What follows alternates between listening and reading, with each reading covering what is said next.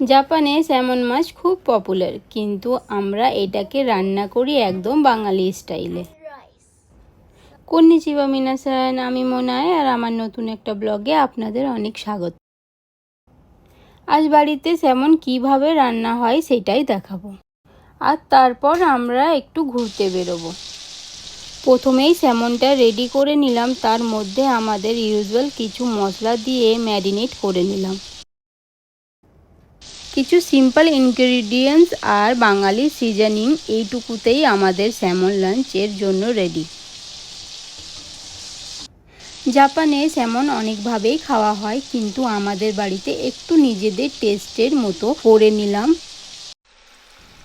রান্না হয়ে গেল, আর এই খাবারটা নিয়ে ছেলের রিভিউ আছে।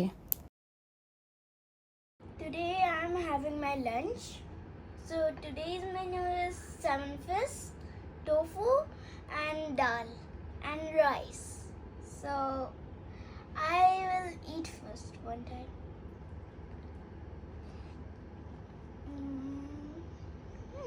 Butter. So today we are going to Rinker Park again, because that time in the sea road we didn't go in the beach side. So we are going again to see how is it. Let's go.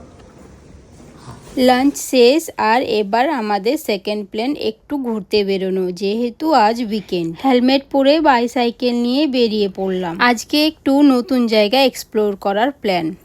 রাতের আলোর view দেখেই আজকের দিন শেষ, আবার দেখা হবে next ব্লগে।